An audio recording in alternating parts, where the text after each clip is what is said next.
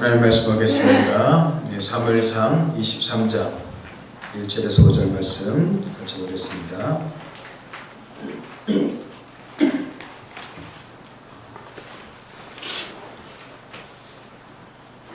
사무엘상 23장 1절에서 5절 우리 한 절씩 나누어 읽겠습니다. 사람들이 다윗에게 전하여 이르되 보소서 블레셋 사람이 그 일날을 쳐서 그 타작마당을 탈취하더이다 하니 이에 다윗이 여호와께 묻자와 이르되 내가 가서 이 블레셋 사람들을 치리까? 여호와께서 다윗에게 이르시되 가서 블레셋 사람들을 치고 그 일날을 구원하라 하시니 다윗의 사람들이 그에게 이르되 보소서 우리가 유다에 있기도 두렵거든 하물며 그 일라에 가서 블레셋 사람들의 군대를 치는 일이리까 한지라. 다윗이 여호와께 다시 묻자오되 여호와께서 대답하여 이르시되 일어나라 그 일라로 내려가라 내가 블레셋 사람들을 내 손에 넘기리라 하신지라. 같이 읽겠습니다. 다윗과 그의 사람들이 그 일라로 가서 블레셋 사람들과 싸워 그들을 크게 쳐서 죽이고 그들의 가축을 끌어오니라. 다윗이 이와 같이 그 일라 주민을 구원하니라. 아멘. 성경에는 여러 가지 전쟁이 나타나고 있죠. 그래서 여러 전쟁을 통해서 우리가 하나님이 우리에게 주시는 그 교훈들을 우리가 살펴보고자 합니다. 왜냐하면 지금도 전쟁 중이죠. 우리는 영적 전쟁 가운데 있습니다. 영적 전쟁은 사단과의 싸움이죠. 사단과의 싸움은 바로 오늘날 생각전쟁이라고 했어요. 예수님께서 십자가에서 이미 모든 정리에서 승리하신 줄 믿습니다. 예수님께서는 십자가에서 다 이뤘다고 했어요. 이미 이기신 거예요. 그죠? 하지만 그렇다면 지금 사단은 어떻게 역사하고 있습니까? 지금 하나님의 진리를 왜곡시켜서 거짓되게 하고 비진리를 통해서 사람들 생각 속에 침투하고 그리고 생각을 어떻게 해요? 어그러지게 만든다는 말이에요. 진리 가운데 살아가지 못하게 만든단 말이죠. 여러분들의 생각이 진리입니까? 우리들의 생각은 진리가 아니에요. 왜요? 우리는 실수 많고 허물 많고 죄가 많은 존재이기 때문에 우리의 생각이 진리가 될 수가 없습니다. 그래서 하나님은 당신의 생각을 우리한테 나타내 주셨어요. 책으로 우리에게 남겨주셨단 말이에요. 그래서 우리는 그 진리된 생각을 갖고 우리가 우리의 생각을 변화시켜가고 새롭게 해가는 것이죠. 만약에 우리가 하나님의 생각으로 충만해진다면 하나님의 말씀처럼 우리를 평화롭게 하고 그 다음에 행복하게 만들어 줄 거예요. 근데 그러지 못하다면 우리는 여전히 불행 가운데 놓이게 되어 있습니다. 그래서 제가 금요일날 오신 분들에게는 그런 설교를 했는데 여러분들 살아가는 것이 힘듭니까? 라고 제가 질문했어요. 근데 왜 힘든지에 대해서는 사람들이 생각하지 않는다고 그랬어요. 그래서 이 설교에 대해서는 제가 나중에 한번 다시 우리 전체 우리 성도들과 함께 나누고 싶어요. 아무튼 오늘 영적 전쟁 가운데 있는 우리들이 가장 중요하게 생각해야 될 것은 우리들의 마음의 생각이에요. 여러분들의 생각이 너무너무 중요하단 말이죠. 그래서 이 마음의 생각을 잘 관리하고 진리로 무장하고 진리로 여러분들의 생각을 변화시켜가는 것, 이게 신앙생활이에요. 신앙생활은 뭐 교회에서 봉사 많이 하는 게 신앙생활이 아니라 여러분들의 생각을 하나님의 진리의 생각으로 변화시켜 가는 거예요. 그게 영적 성장이에요. 여러분들 20년 믿었다고 30년 믿었다고 그 사람이 성숙해집니까? 아니요, 그렇지 않아요. 30년 40년 믿어도요 하나님의 생각으로 자기의 생각을 바꿔가지 않는다면 그 사람은 영적 어린아이예요. 영적으로 성숙한 사람은 자기 생각을 내려놓고 하나님의 생각으로 어떻게 해요? 풍성히 바꿔가는 사람들이란 말이죠. 그래서 여러분들 신앙 연수가 짧아도 그 사람이 하나님의 말씀에 순종하고 말씀으로 자기의 생각을 바꿔가고 있다면 그 사람은 성숙한 사람인 것이죠. 여러분들의 삶 가운데 하나님의 말씀과 생각이 여러분들의 삶을, 여러분들의 마음의 생각을 지배할 수 있게 되길 좀 축복합니다. 사단 마귀는 지금도 거짓과 비진리로 우리들의 영혼을 파괴시키고 있습니다.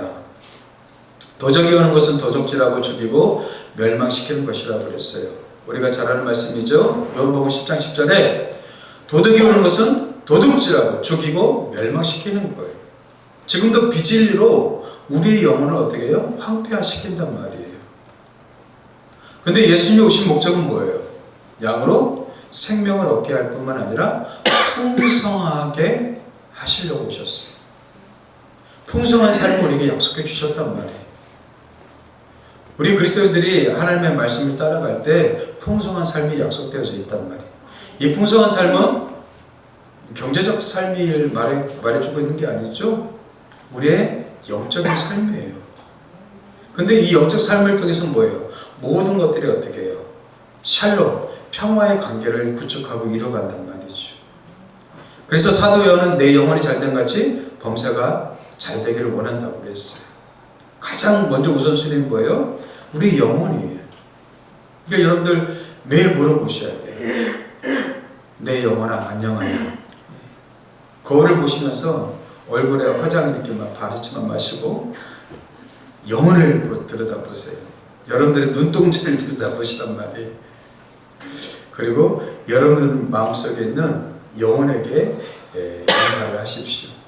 내 영혼아 안녕하냐? 내 영혼아 잘했느냐? 내 영혼아 평강하냐? 내 영혼이 잘 돼야지 모든 것이 어떻게 해요? 다 잘 되어져 가게 되죠. 하지만 우리 대적 마귀는 어떻게 해요? 우리의 영혼을 파괴시키기 위해서, 우리의 영혼을 도둑질하고 그 다음에 죽이고 멸망시키기 위해서 지금도 어떻게 해요? 수많은 거짓된 이 거짓으로 그리고 비진리로 사람들의 영혼을 지금도 파괴시키고 있단 말이죠. 그래서 수많은 사람들 가운데 어떻게 해요? 부정적인 생각을 심어놓고 그 다음에 죽음을 선택하게끔 만들어버린단 말이에요. 나 같은 인생은 필요 없어. 나 같은 존재는 쓸모없는 존재야. 나는 그냥 죽어야 돼. 이런 생각들을 어떻게 해요? 파고든단 말이죠. 그리고 그 생각에 감염된 사람들은 어떻게 해요? 또 그런 결단을 해버려요. OECD 중에서 자살률이 우리나라가 1위라고 그랬잖아요.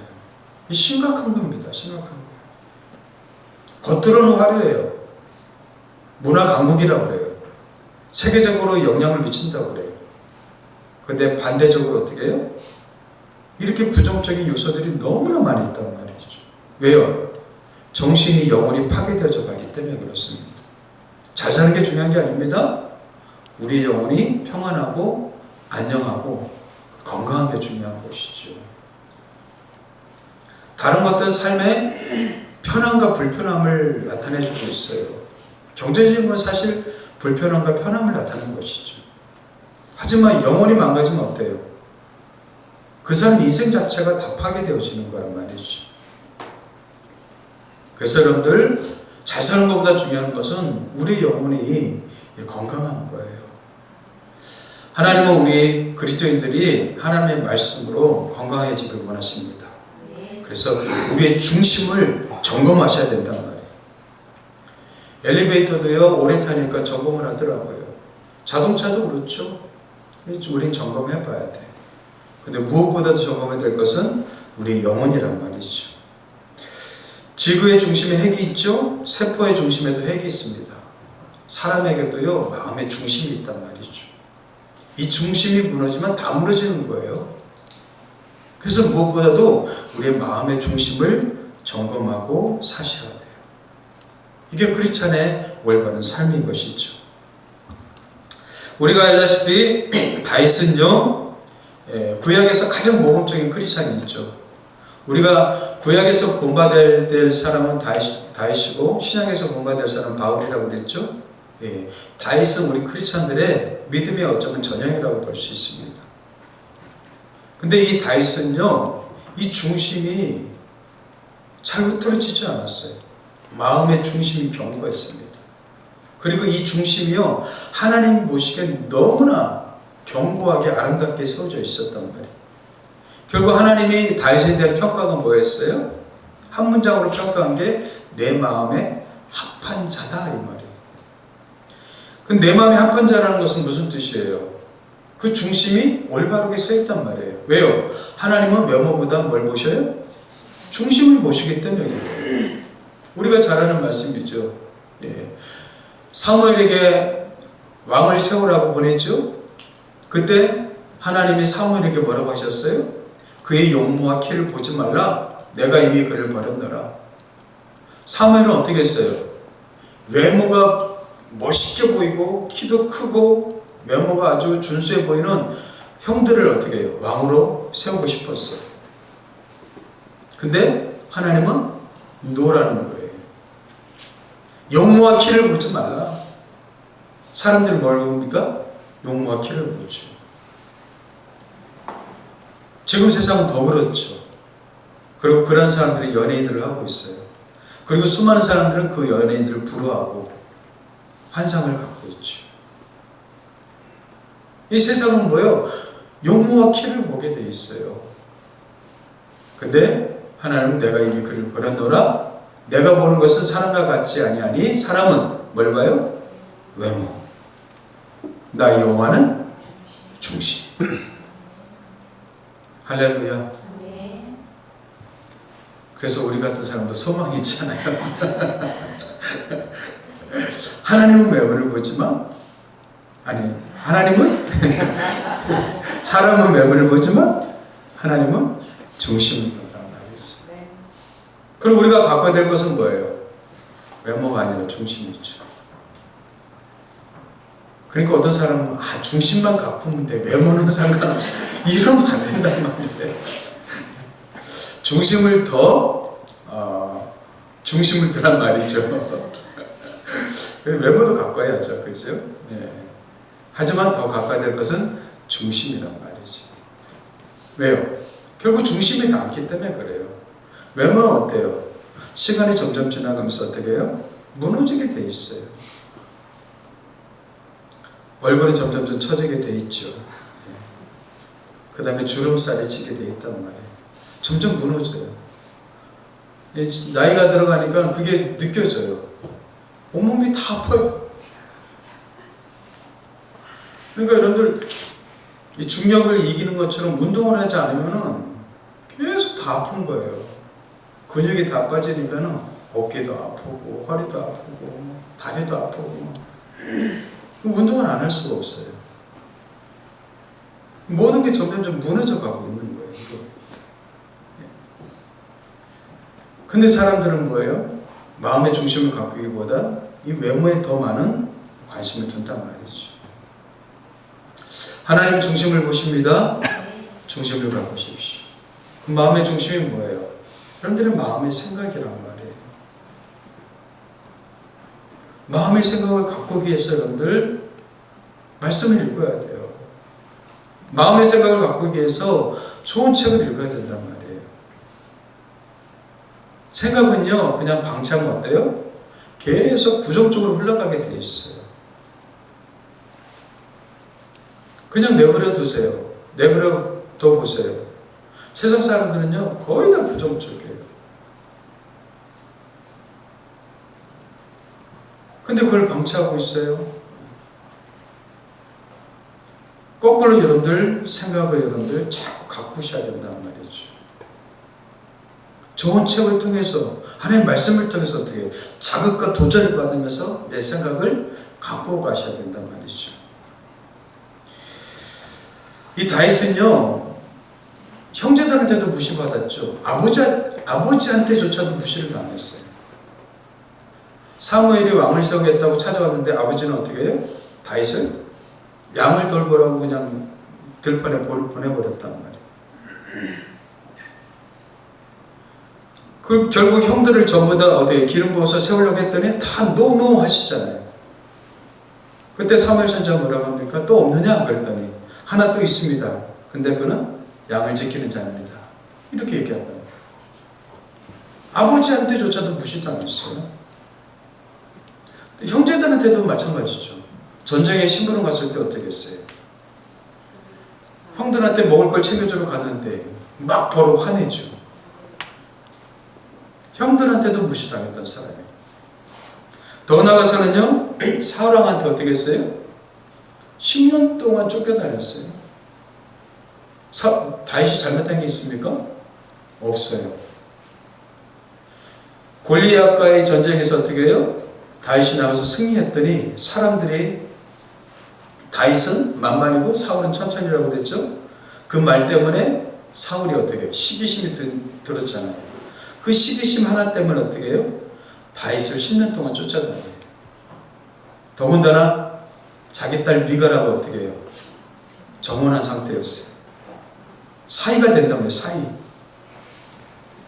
그런데 시기심에 사로잡히니까 뭐예요? 사이고 다 필요 없는 거예요. 죽이려고 쫓아다니죠. 그것뿐이겠습니까? 다윗은요, 신하들한테도 배신당하죠. 또 아들한테도 배신당하죠. 수많은 배신과 아픔들이 있었어요. 그럼에도 불구하고 어떻게 해요? 다윗의 중심은 무너지지 않았단 말이에요. 그 중심이 무너지지 않은 비결이 무엇입니까? 다윗의 마음의 중심에는 뭐가 있었어요? 하나님이 계셨단 말이에요. 늘 그는 행동할 때 어떻게 했어요? 하나님 보시기에 합당하게 행동을 했어요. 그리고 하나님 안에서 내가 누구인가를 알고 있었단 말이죠. 저 오늘날 크리스찬들의 문제는 자기 정체성이라고 생각합니다. 내가 누구인가를 모르고 있어요. 세상 살면서요, 교회에 올 때는 내가 성도예요. 근데 세상 나가면은 내가 하나님의 자녀라는 사실을 다 잊어버린 것 같아요. 다 망각하는 것 같아요. 그래서 세상 사람들처럼 살다가 교회만 오면 어떻게 해요? 갑자기 딱 돌변해서 이제 또 내가 하나님의 사람이고 크리스찬이 되어버려요. 여러분들, 우리는 어느 곳에 있든지 하나님의 사람인 줄 믿습니다. 예, 자기 정체성이 분명해야 돼. 나는 하나님의 자녀야. 나는 주의 백성이야. 하나님이 나를 선택하셨어. 나는 주의 백성답게 살아가야 돼. 이런 선민의식, 택함받은 의식이 있어야 되죠. 이 자기 정체성이 분명해야지 자신 있게 살아가잖아요. 다윗은 그랬단 말이죠. 그런데 고통스럽고 힘들 때도요, 다윗은 흔들리지 않았어요. 사람들이 어렵고 힘들면 어때요? 마음이 다 무너져요. 고난당할 때 여러분들 입에서 욕이 안 나왔다는 게 참 대단하더라고요. 어렵고 힘들잖아요. 욕이 막 저절로 나오더라고요. 그런데 욕은 어떻게 해요? 자식이 죽고 재산이 다 그냥 풍비박살나고 몸에 온 종기가 나고 삶이 다 무너져 버렸어요. 그런데도 어떻게 했어요? 입을 지켰어요. 정말 대단하더라고요. 제가 힘들어 보니까 이게 쉽지 않다는 걸 알게 돼요. 평안할 때는 그걸 몰라요. 근데 내 삶이 무너지고 힘드니까 어떻게 해요? 어떻게 그 입을 지킬 수 있었을까? 이런 생각이 든단 말이죠. 그 중심에 뭐가 있었어요? 하나님이 있었단 말이죠. 오늘 첫 번째 전쟁이 그일라 전쟁입니다. 그일라 전쟁. 그일라는요, 그 당시 이스라엘을 가장 괴롭혔던 국가가 블레셋이었어요. 이 블레셋과 가까운 변방에 있는 도시가 바로 그일라였어요.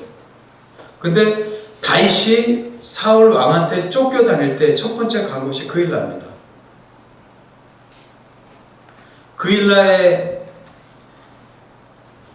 도착하게 되는데 그일라가 어떻게 해요? 그 당시 다윗이 소문을 듣게 돼요.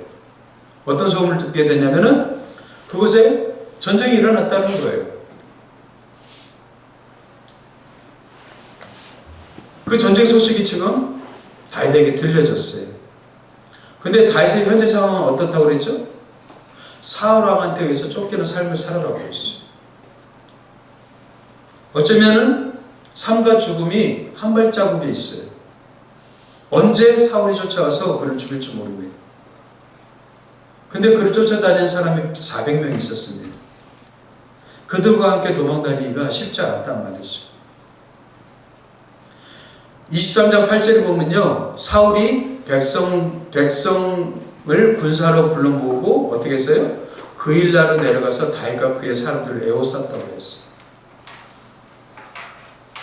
어쩌면 자기도 건사하기가 쉽지 않은 상황이란 말이죠. 그런데요, 다윗의 마음속에 무엇이 있었냐면은 그 일날을 돕고 싶은 마음이 생긴 거예요. 아니, 자기 코도 석자인데요. 보통 사람들이 자기가 힘들면 남을 쳐다보지 않잖아요. 자기가 힘들면요, 다른 사람을 돕고 싶은 마음이 사라진단 말이죠. 근데 다윗은 어떻게 했습니까? 그 일날 사람들을 돕고 싶은 마음이 생겼단 말이에요. 아니, 지금 그 당시 왕은 누구였어요? 사울 왕이었어요. 사울 왕은 지금 무엇을 하고 있습니까? 자기 사이였던 다윗을 어떻게 해요?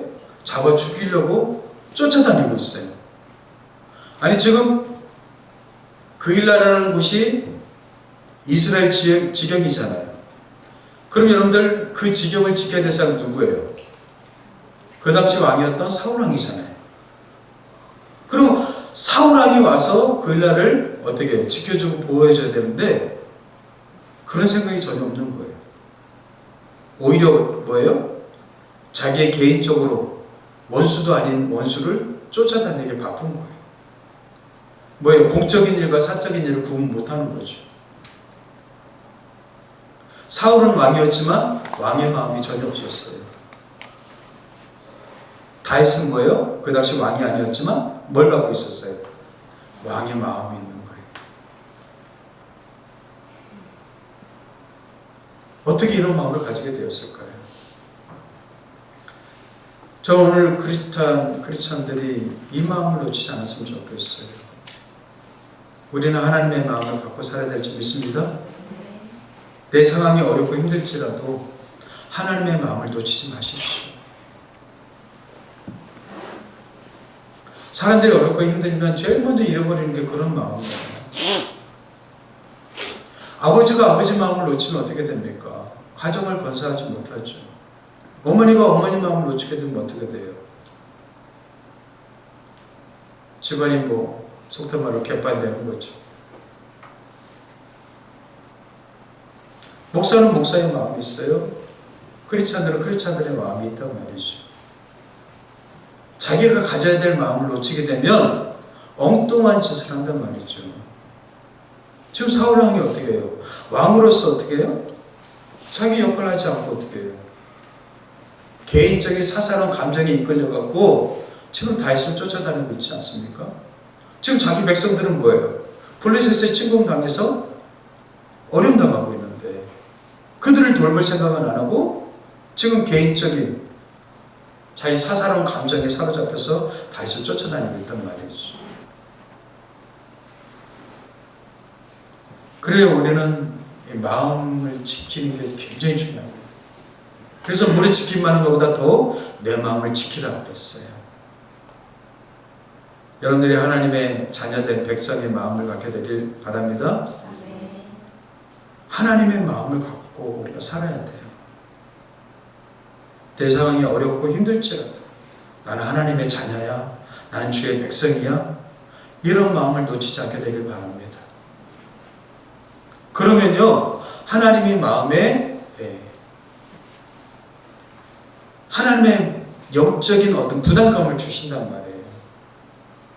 저는 이게 사인이라고 봐요.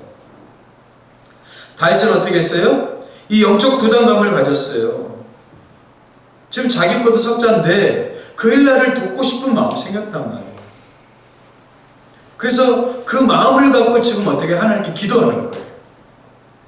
여러분들에게 영적 부담감이 있다면 그걸 갖고 기도하세요. 하나님이 여러분들을 통로로 사용하고 싶은 거예요. 아멘? 어떤 사람에 대해서 부담감이 듭니까? 그 사람을 위해서 기도하세요. 그 사람을 구원하기 위한 하나님의 통로로 여러분들을 삼길 원하시는 거예요. 하나님이 여러분들에게 무엇을 하기를 원하십니까? 여러분들을 축복하시기 위해서 여러분들의 마음에 그런 감동을 주시는 거예요. 여러분들 이런 영적 감동을 무시하지 마십시오. 영적 감동을 소멸하지 마세요. 그 마음을 주시면 기도하시면서 하나님 제가 어떻게 하면 좋겠습니까? 여러분들이 물으셔야 된단 말이에요. 근데 그렇게 기도했더니 어떻게 해요? 하나님이 가서 도우라는 거예요. 그들을 구원하라는 거예요. 2절 보세요. 이에 다윗이 여호와께 묻자 이르되 내가 가서 이 블레셋 사람을 치리이까? 여호와께서 다윗에게 이르시되 가서 블레셋 사람들을 치고 그 나라를 구원하라. 자기도 어렵고 힘든데 그들을 도우라는 거예요. 이게 하나님의 사람들이죠. 늘 열등의식과 시기심에 사로잡혀서 다윗을 쫓아다니는 사울왕 같은 사람이 아니라 우리는 하나님의 마음을 가지고 자신감을 가지고 당당하게 나도 어렵지만 하나님 너를 돕기를 원해. 이런 마음을 가져야 되지 않겠어요? 제가 늘 얘기했죠. 여러분들이 어떤 직장에서 일을 하던 간에 사장의 마음을 갖고 일하라고요.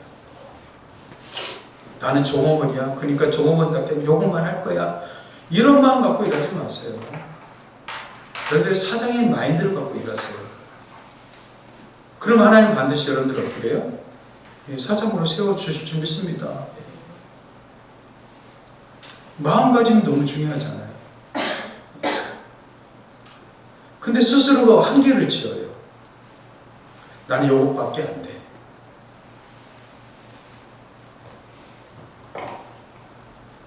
여러분들 어렸을 때 짐승들을 여러분들 어디에 묶어놓으면 커서도 그 범위를 벗어나지 못한다고 그러죠?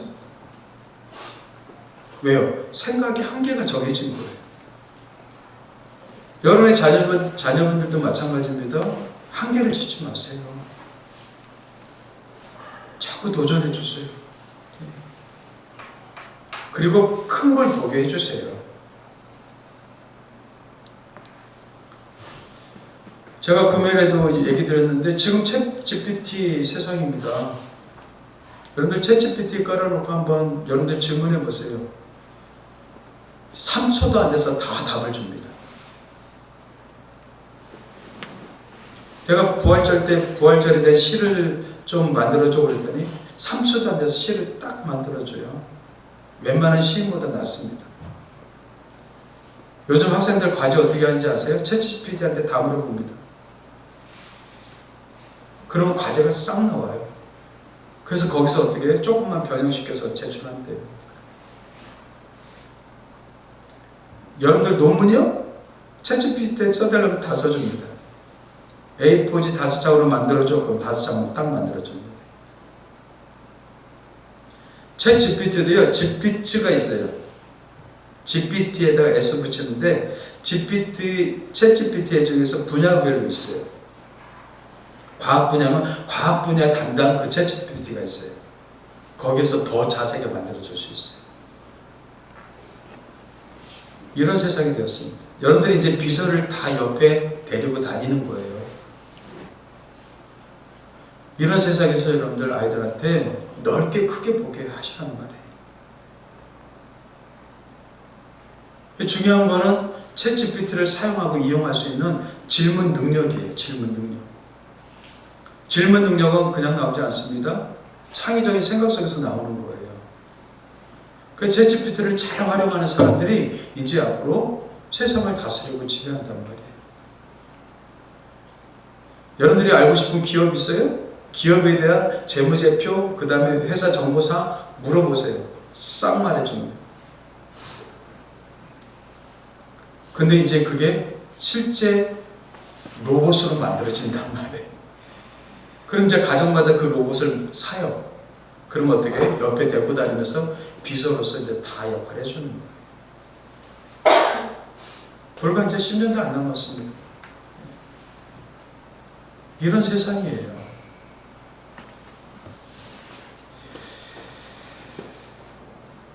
그러니까 여러분들 이런 세상 속에서 우리가 어떤 중심과 마음을 갖고 살아야 되겠냐는 말이죠. 더군다나 우리 그리스도인들이 어떻게 살아가야 되는 말이겠어요. 너무나 편리해지는 세상입니다. 그러다 보면 우리도 모르게 우리의 중심도 다 흐트러져 버린단 말이죠. 저는 여러분들이 이 중심을 지켜갔으면 좋겠습니다.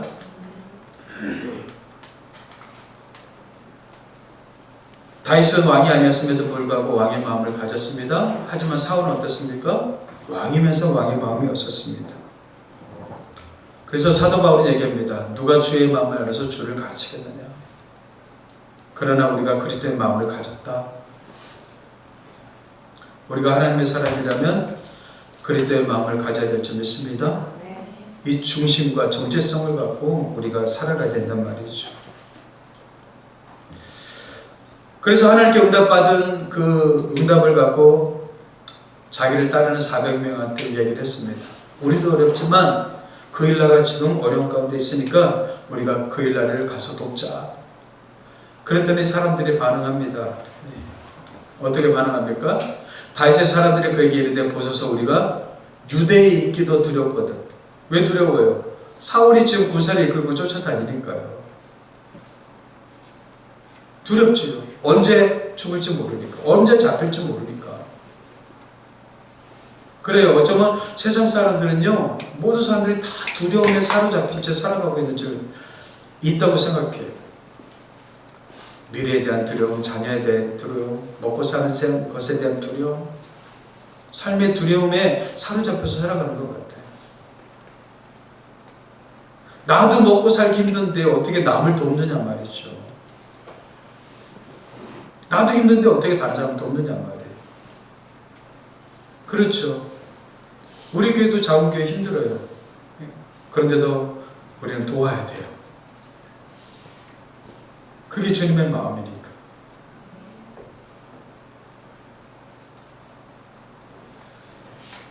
내가 힘들다는 생각에 사로잡히면 절대로 우리는 넓게 볼 수가 없습니다. 옛날에는 콩 한 쪽도 나눠 먹었잖아요. 근데 그런 정신과 생각이 다 사라졌단 말이죠. 현재의 상황은 두려움입니다. 내 거가 석자입니다. 다른 사람을 돌볼 여유가 생기지 않습니다. 이 말이죠. 그랬더니 다시 고민합니다. 자기를 따르던 사람, 자기들을 지지하는 사람 400명 전부가 반대를 하고 있으니까 어떻게 해요? 여기서 리더의 고민이 생기는 거죠. 근데 다윗은요, 하나님의 응답을 들었던 사람이에요. 그러니까 그것조차도 포기할 수가 없는 거예요. 그래서 다윗은 어떻게 해요? 다시 하나님께 가서 묻습니다. 다시 질문하죠. 4절이죠. 다윗이 여호와께 다시 묻자온데 여호와께서 대답하여 이르시되 일어나 그 일나로 내려가라. 내가 블레셋 사람들을 내 손에 넘기리라. 하나님은 어떻게 해요?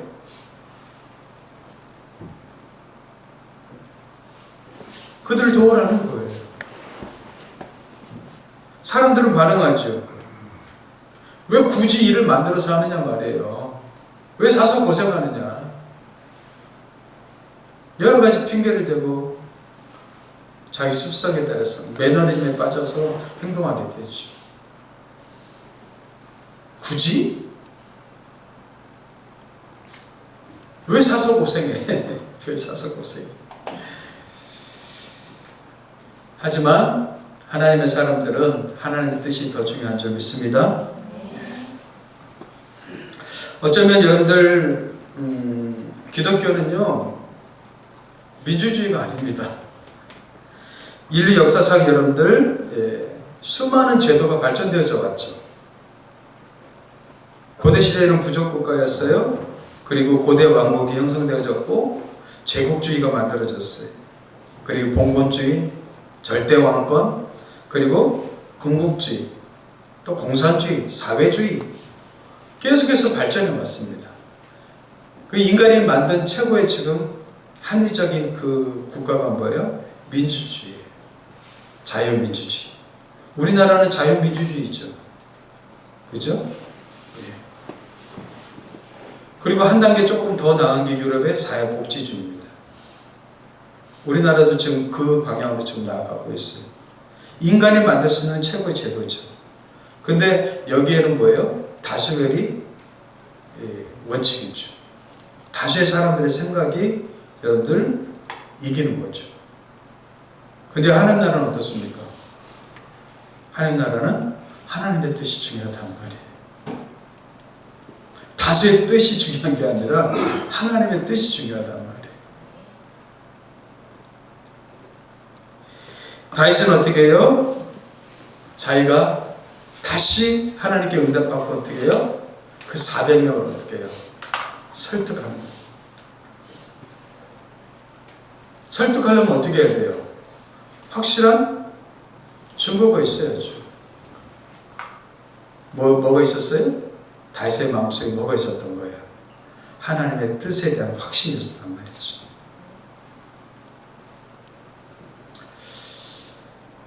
저는 여러분들 하나님의 말씀 왜 읽습니까? 우리는 하나님의 뜻을 발견하기 위해서 하나님의 말씀을 읽습니다. 여러 사람들의 의견과 생각도 중요합니다. 그러나 그것보다 더 중요한 건 뭐예요? 하나님의 뜻인 줄 믿습니다. 그래서 하나님의 뜻을 찾고 구하는 거예요. 하나님의 뜻을 발견해 가는 거예요. 근데 하나님은 이미 성경을 통해서 우리에게 뜻을 많이 보여주셨어요. 하나님의 뜻은 이것이니 항상 기뻐하라, 쉬지 말고 기도하라, 범사에 감사하라. 명확한 하나님의 뜻이잖아요. 근데 우리는 명확하게 나타나는 뜻보다도 뭐예요? 늘 점쟁이처럼 막 하나님의 뜻을 구하려고 그래요. 이거 할까요? 저거 할까요? 동으로 갈까요? 서로 갈까요? 이거 하면 잘 되겠습니까? 저거 하면 잘 되겠습니까? 우리 이걸 질문해요. 하나님께는 그게 중요한 게 아닙니다. 이거라든 저거라든 여러분들의 중심과 마음이 중요한 거지. 근데 우리는 중심을 바꾸려고 하지 않고 어떻게 해요? 늘 이쪽 길이냐 저쪽 길이냐를 따진단 말이지. 하나님 뜻은 그거 아니에요. 여러분들이 이거를 하든 감사하면서 기뻐하면서 기도하면서 하기를 원하시는 거예요. 이거라도 마찬가지예요.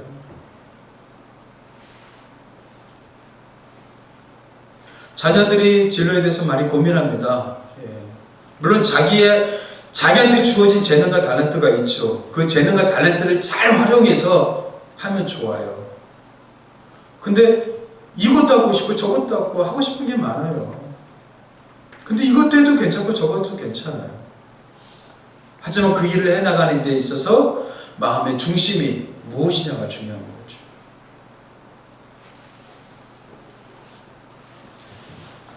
다윗은 하나님의 뜻을 명확하게 강요하지 않고 설득을 했어요.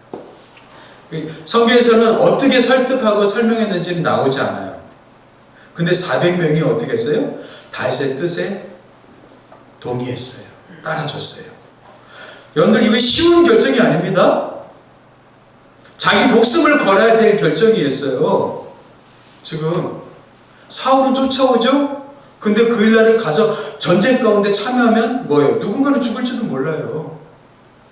근데 그 400명이 따라왔다는 거예요. 그럼 평상시 다윗의 삶이 어떠한가를 백성들은 알고 있었단 말이죠. 그래요. 사람을 움직이는 힘이 세 가지가 있습니다. 그 첫 번째는요, 공포심입니다. 고대시대 때 여러분들 절대 권력을 가진 사람들 있죠? 사람들 공포심을 갖고 그들을 움직이죠. 순종하지 않으면 뭐예요? 죽이는 거니까. 그래서 그 공포심 때문에 따라가요. 근데 어떤 사람은 또 사람들을 움직이는데요, 이익을 따라서 움직여요. 오늘 시대가 그렇죠. 사람들이 마음이 움직이는 게 왜 그래요? 이익 때문에 움직이는 거죠. 돈이 되니까 움직이는 거죠. 지금 시대의 특징이 그렇죠. 근데 어떤 사람은 사랑에 따라서 움직이는 사람이 있어요.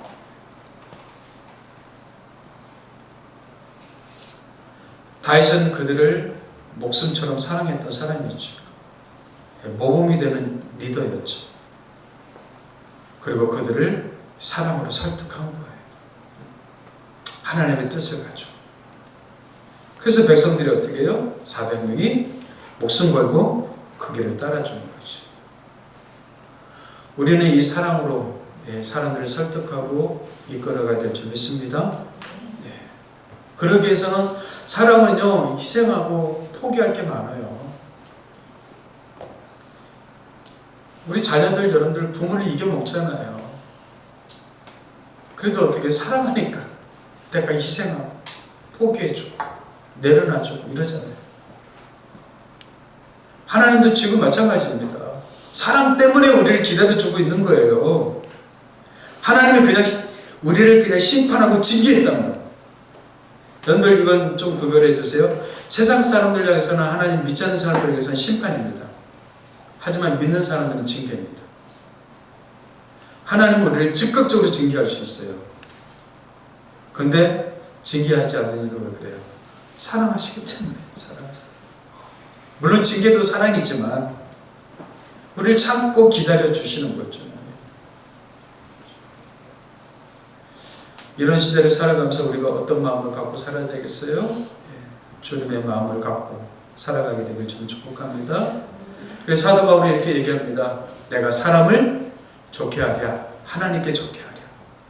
사람들에게 기쁨을 구하면 내가 지금까지 사람들에게 기쁨을 구하였다면 그리스도의 종이 아니다. 다윗이나 사도 바울은요, 그 중심이 뭐예요? 나는 주님의 사람이야. 하나님의 사람이야. 난 그리스도의 종이야. 그리스도의 일꾼이야. 이 생각을 놓치지 않았단 말이죠. 여러분들이 무엇을 하든 간에 이 마음을 놓치지 않았으면 좋겠어요. 그래서 사도 바울은 내 몸에서 그리스도가 존귀하게 되길 원한다. 내가 사는 것이 그리스도니 죽는 것도 유익하다. 이렇게 얘기하는 거예요. 어떻게 이 고백이 이렇게 쉽게 나올 수 있겠습니까? 그 중심에 주님을 향한 이 마음이 있었기 때문에 이런 고백이 나오는 것이죠. 그래서 사도 바울은 우리한테 이렇게 권면합니다. 너희 안에 이 마음을 품으라. 곧 그리스도의 마음이니. 할렐루야. 주님의 마음을 품고 살게 되길 좀 축복합니다. 오늘 첫 번째 전쟁, 그일라 전쟁을 통해서 우리에게 가르쳐 주는 것은 우리 마음의 중심, 이 중심에 무엇이 있느냐는 거예요. 여러분들의 중심 속에 그리스도가, 하나님이, 또 우리의 정체성이 분명하게 확고하게 정리되어 있게 되길 주님을 축복합니다. 기도하겠습니다. 하나님 아버지 감사합니다. 우리를 택하시고 부르셔서 주의 자녀 삼아주심을 감사합니다. 우리가 이 땅 가운데 살아갈 동안 하나님의 자녀답게, 백성답게, 택한 왕같은 제사장답게 살아갈 수 있게 도와주시옵소서. 우리의 정체성을 잃어버리지 않게 하시고 담대하게 확고한 정체성을 가지고 믿음으로 살아가는 하나님의 사람들 되게 축복해 주시옵소서. 감사하고 예수의 이름으로 기도합니다. 아멘.